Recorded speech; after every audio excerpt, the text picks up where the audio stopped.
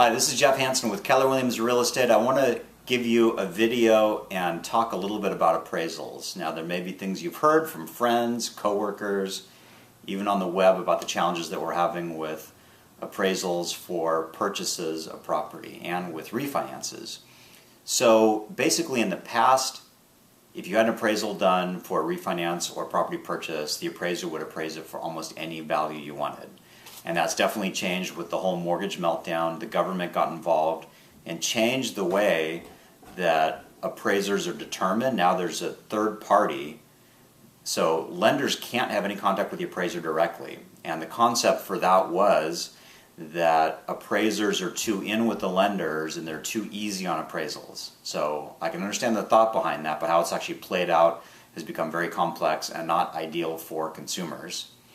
But what that means for you when you're buying is that there are many cases now where you might get in contract for a certain price and there's an issue with the appraisal. Now the issue is that the appraiser doesn't think it's worth the price that you're paying.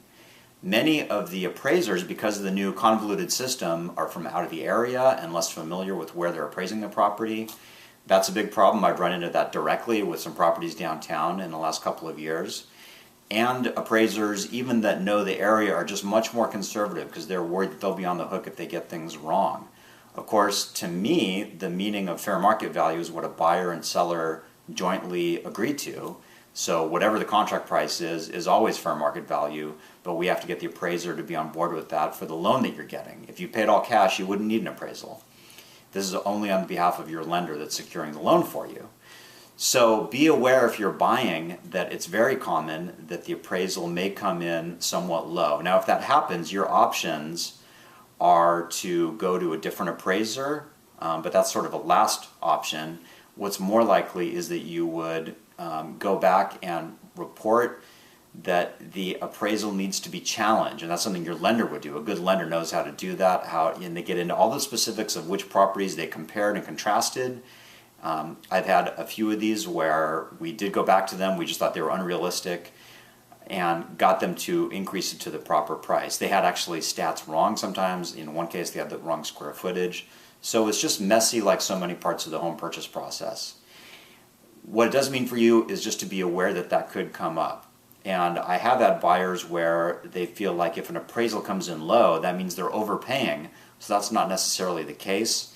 Even being an advocate for buyers paying fair market value and getting the best deal they can, it still could happen that an appraisal comes in low. So it's one more thing to work with. It makes it more key that you work with a very good lender that knows what they're doing and knows how to work around this mess. Same thing refinancing. Refinances, there are challenges with appraisals too. You can have the same challenge process and the same key to work with a good lender. I work with a couple loan bankers and brokers that are excellent that I can refer.